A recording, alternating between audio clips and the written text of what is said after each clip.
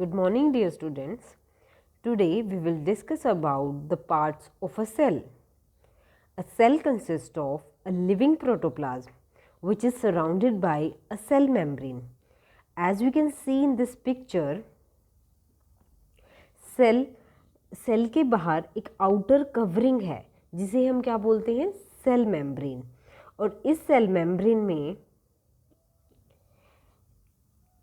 Membrane के अंदर का पार्ट ये जो इंक्लूड करता है साइटोप्लाज्म प्लस न्यूक्लियस, उसको हम प्रोटोप्लाज्म बोलते हैं। So we can say that protoplasm includes nucleus plus cytoplasm.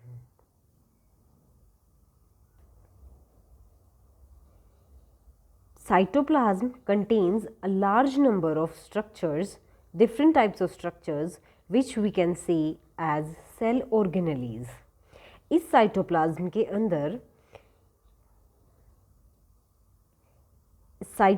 के अंदर different types of structures present होते हैं जिन्हें हम सेल ऑर्गेनेलीज बोलते हैं। Now we will discuss the different parts of a cell one by one. First, come to the cell membrane. As we all know, all the living cells have a membrane, outer membrane, which we called as plasma membrane. और plasma membrane का एक और नाम है जिसे हम बोलते हैं सेल मेम्ब्रेन। सेल मेम्ब्रेन के अंदर अभी जैसे हमने डिस्कस किया, सेल मेम्ब्रेन के इंटरनल पार्ट को जो jelly like liquid type material होता है जिसमें न्यूक्लियस प्लस साइटोप्लाज्म इंक्लूड करते हैं, उस पार्ट को हम प्रोटोप्लाज्म बोलते हैं। Cell membrane controls the entry and exit of a substance as per the requirements of the cell. Cell की रिक्वायरमेंट के अकॉर्डिंग कुछ मटेरियल्स या फिर हम कह सकते हैं कि कुछ सब्सटेंस की एंट्री एंड एग्जिट होती है सेल में, जो वो खुद सेलेक्ट करेगा। उसके लिए सेल मेम्ब्रेन रिस्पॉन्सिबल होती है, because cell membrane is flexible. और इसी फंक्शन के अकॉर्डिंग हम इसको सिलेक्टिवली परमिएबल मेम्ब्रेन भी बोल सकते हैं, selectively permeable membrane. But in some cases, as in the plant cell, we know that they have an additional outer covering which we called as cell wall. Plant cell में cell membrane के बाहर एक और outer covering होती है जिसे हम cell wall बोलते हैं। As we can see in this picture, here is the cell wall. This is the plasma membrane, but this is the cell wall. Plant cell में एक एक्स्ट्रा बाउंड्री होती है जिसे हम सेल वॉल बोलते हैं।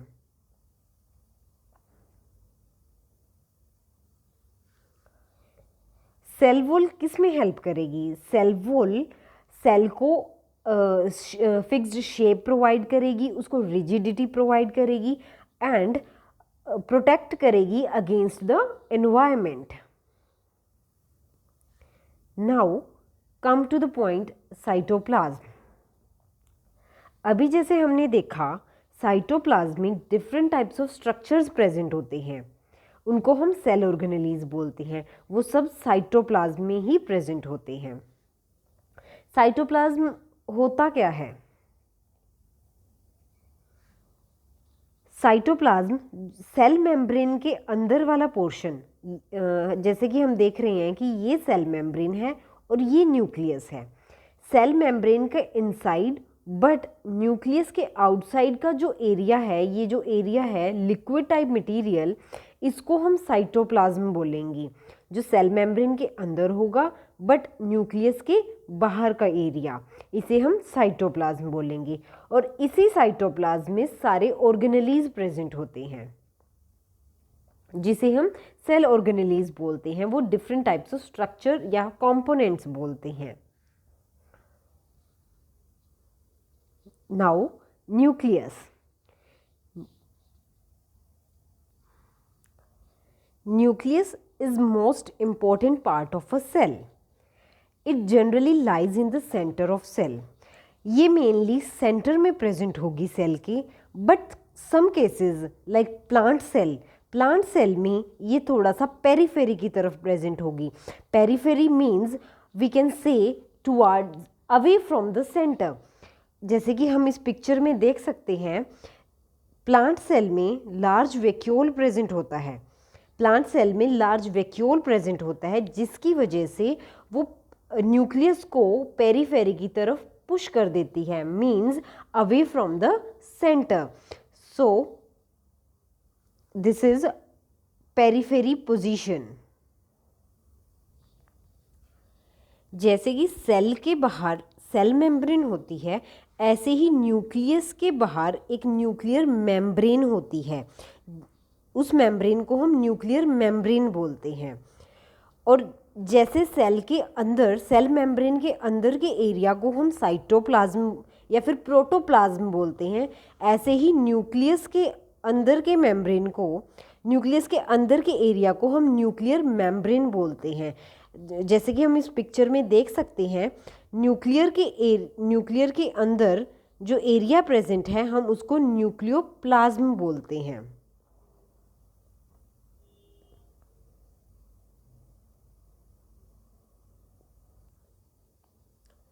और इस न्यूक्लियोप्लाज्म के अंदर थ्रेड लाइक क्रोमेटिन प्रेजेंट होते हैं।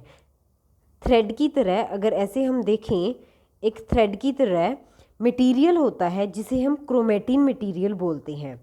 और जब सेल डिवाइड होता है, ये क्रोमेटिन मटेरियल कंडेंस होके इस स्ट्रक्चर में आ जाता है और इस स्ट्रक्चर को हम क्रोमोसोम्स बोलते हैं। बट ये सिर्फ तब होगा, उस केस में होगा जब सेल डिवाइड होगा। जब सेल डिवाइड होगा, ये क्रोमेटिन मटेरियल क्रोमोसोम की शेप में आ जाता है। और इस क्रोमोसोम्स के ऊपर जीन्स प्रेजेंट होते हैं, जो किस में हेल्प करते हैं? ये ट्रांसफ़र ऑफ कैरेक्टर्स में हेल्प करते हैं from one generation to the next generation, और we can say that from parents to their offsprings. Now come to the cell organelles. अभी हमने पढ़ा कि साइटोप्लाज्म में सेल ऑर्गेनेलीज प्रेजेंट होती हैं, मीन्स साइटोप्लाज्म में different types of structures present होती हैं, जिन्हें हम सेल ऑर्गेनेलीज बोलते हैं। अब हम इन्हें वन बाय वन डिस्कस करेंगे। First come to the point, plastids. Plastids क्या कंटेन करती हैं? प्लास्टिड्स पिगमेंट कंटेन करती हैं, जो डिफरेंट टाइप्स ऑफ पिगमेंट्स होती हैं। आज हम 3 टाइप्स ऑफ पिगमेंट्स पढ़ेंगे, that is chloroplast, chromoplast and leucoplast. Chloroplast, chromoplast and leucoplast. Chloroplast किस में हेल्प करती हैं? क्लोरोप्लास्ट ग्रीन पिगमेंट होती है, ग्रीन कलर पिगमेंट होती है, जो प्लांट्स के लीव्स को ग्रीन कलर देती है। ग्रीन कलर किसकी वजह से होता है लीव का? क्लोरोप्लास्ट की वजह से।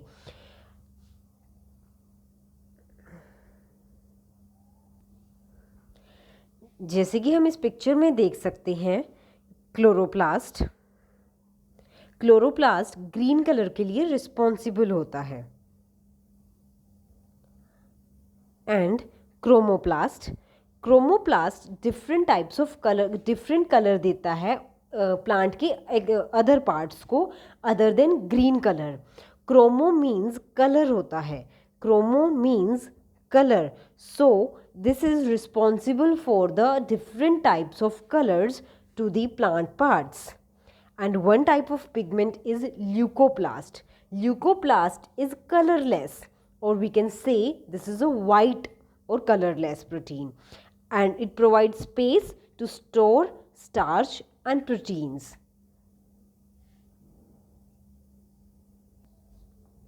Mitochondria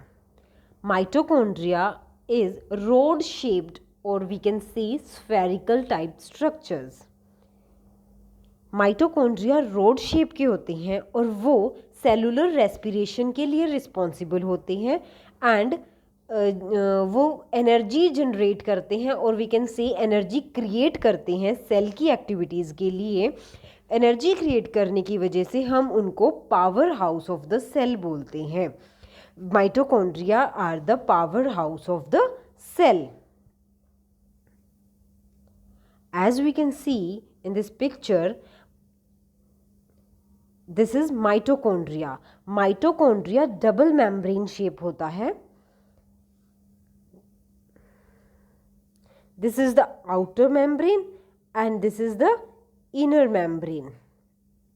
डबल मेम्ब्रेन होता है और ये एनर्जी जनरेट करता है, जिसकी वजह से हम माइटोकॉन्ड्रिया को power house of the cell बोलते हैं.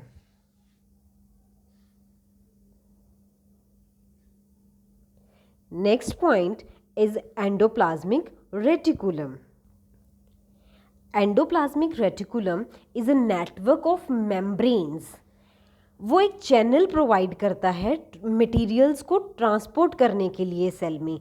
जैसे हम इस पिक्चर में देख सकते हैं, ये एक नेटवर्क प्रोवाइड कर रहा है, ये एक चैनल की तरह है. ये एक चैनल प्रोवाइड कर रहा है जिससे वो सेल के अंदर ट्रांसपोर्ट कर सके मटेरियल्स को.